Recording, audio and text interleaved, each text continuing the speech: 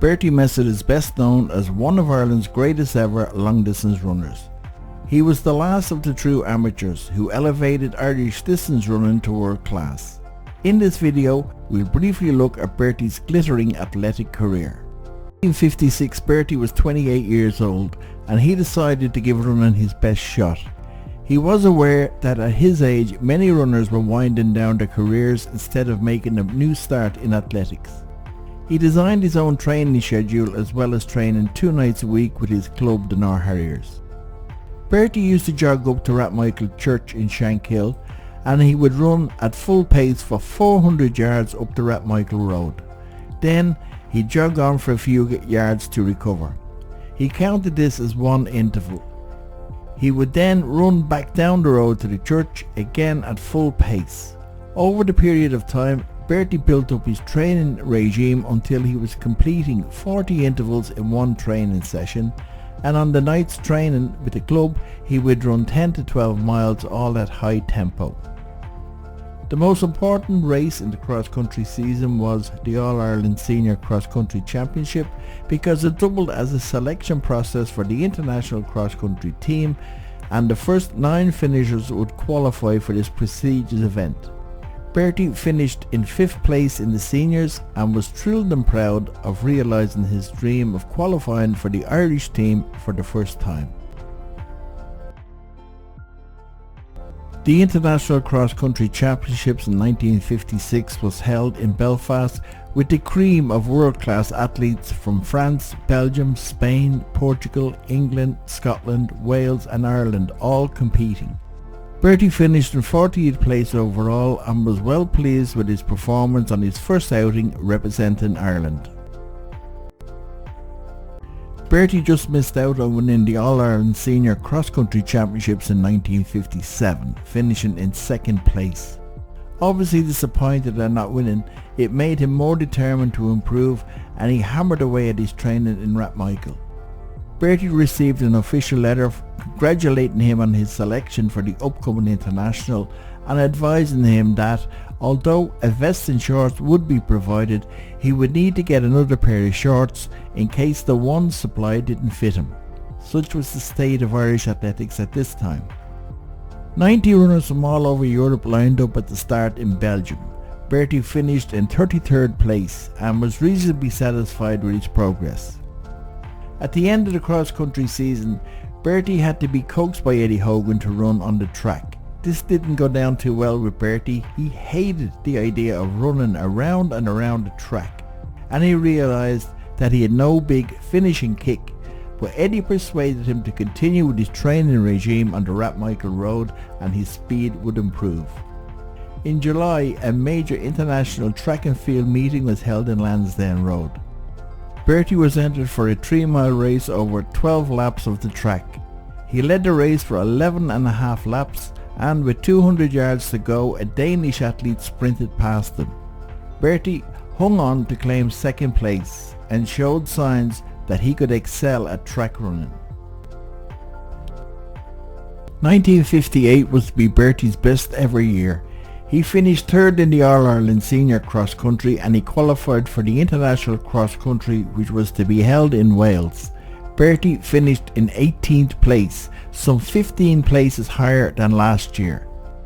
The track season of 1958 was to prove unforgettable, with Bertie shattering the Irish 3-mile record not once but 3 times. At a 4-mile invitational race, a New Zealander set a new world record. Bertie recorded a sensational time in that race which was faster than the old world record and 15 seconds faster than the Irish record, and that record would remain unbroken in Ireland for over 20 years. Bertie qualified for the European Games which was held in Stockholm in Sweden. Amongst his teammates was Ronnie Delaney, Ireland's only gold winning medalist at the Olympics. Bertie was entered into 2 events, the 5,000 and the 10,000 metres. In the 10,000 metres, the best runners in the world were competing. Bertie set an Irish record, becoming the fastest ever Irishman in that event. In the 5,000 metres held 2 days after, Bertie once again shattered the Irish record. In November that year, Bertie tackled the 1 hour run on track. Runners ran for 1 hour on track, and the distance covered was measured. Bertie set 3 Irish records during that event. The newspapers described Bertie as the greatest Irish distance runner ever. He covered over 12 miles in the hour and shattered the 6-mile record by 13 seconds and set an Irish record for the 10 miles.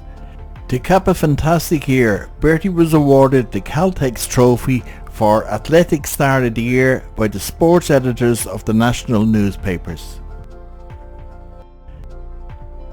In 1959, Bertie won his first senior All-Ireland cross-country title in the Phoenix Park. The internationals were held in Lisbon in Portugal, and Bertie was given the honour of captaining the Irish team.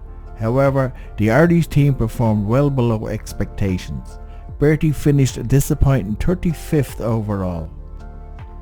Bertie received an invitation to compete in the 6-mile track race in Belfast, where he smashed his own record as well as the all-comers record for the distance. Shortly after that, he was invited to compete in the 10,000 metres at the World Games in Helsinki in Finland. He was the only Irish competitor at the World Games, and he was surprised that there were no Irish journalists present to cover the event. As the race began, Bertie sensed that the pace was too slow, so he pushed forward and led the field lap after lap. He then saw his worst nightmare looming, a sprint to decide matters. With less than 200 metres to go, Bertie was passed by 2 athletes, an Englishman and a Kenyan, so he had to settle for 3rd place, but he won the bronze medal. After the race, the runners were brought to the podium to receive their medals. Bertie recalled it was the proudest moment of his life, standing on the podium receiving the bronze medal, looking at the Irish flag. On his return to Ireland, he touched down at 4 o'clock in the airport and he made his way to Shankill.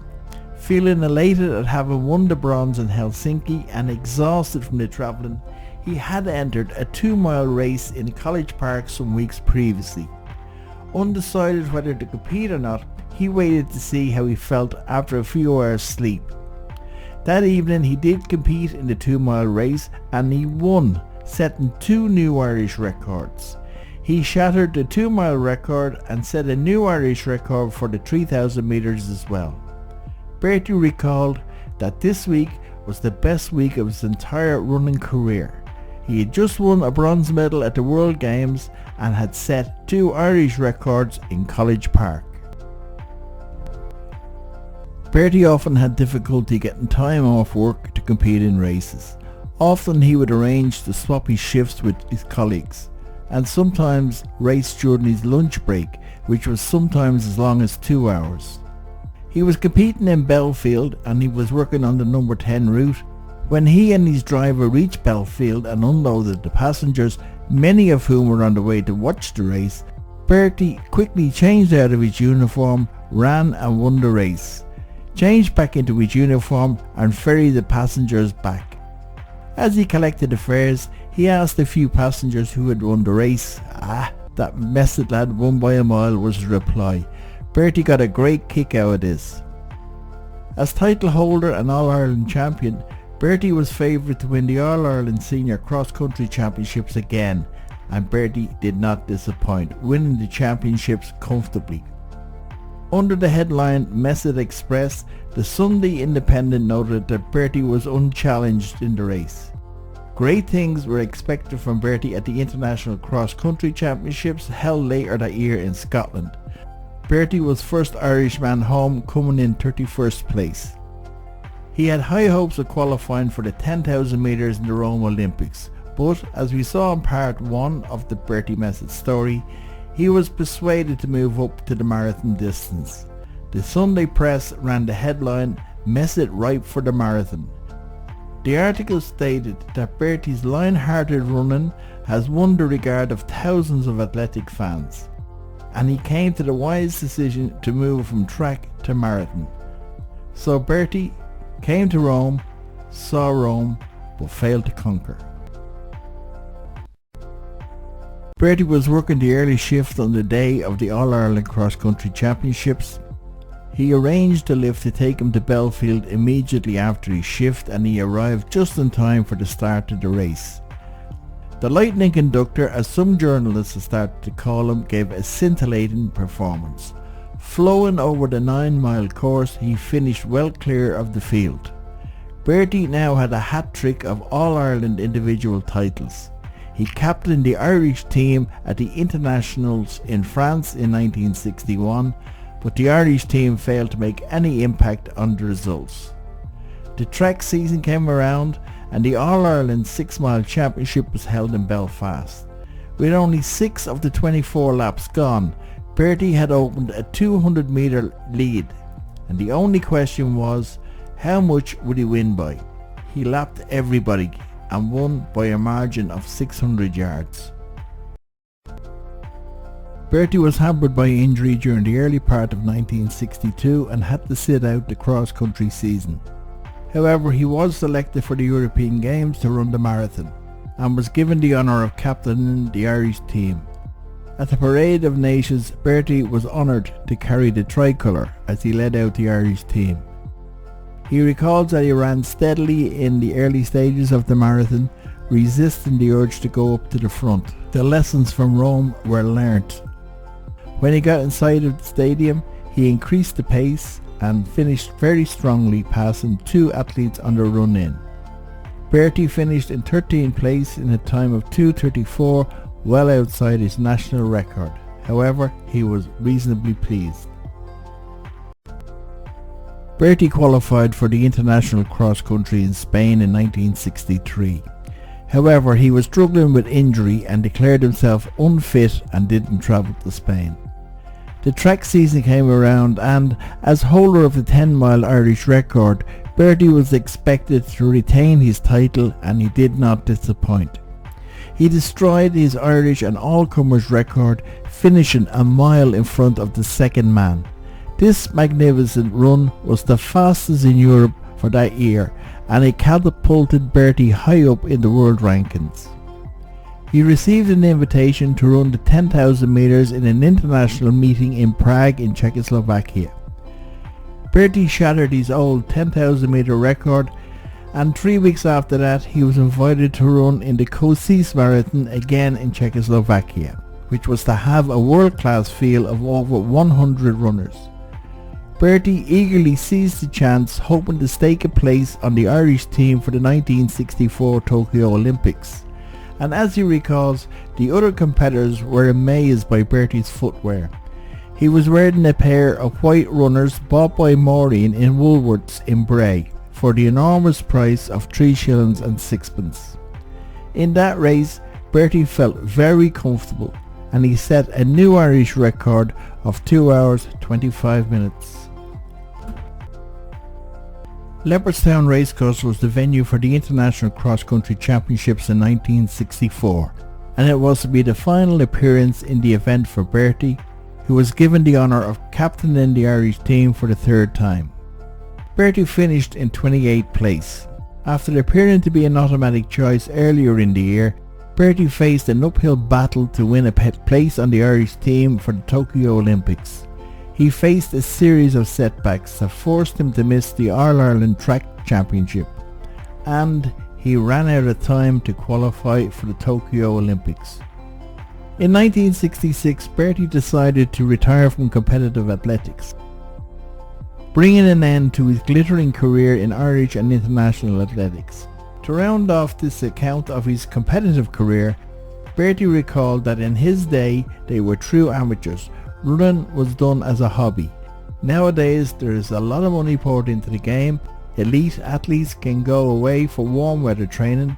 He remembered that when he was competing in the International Cross Country Championships, they were given a lend of tracksuits, and they had to give them back after the Parade of Nations. The biggest change came in long distance races. He was astonished to see runners taking bottles of water during the races. That would have meant instant disqualification during his time. When he looks back, Bertie said he never achieved his potential as a marathon runner. Trying to squash in training after being on your feet all day didn't help, but he had no regrets. He wouldn't have changed a minute of it, except for that bloody marathon in Rome.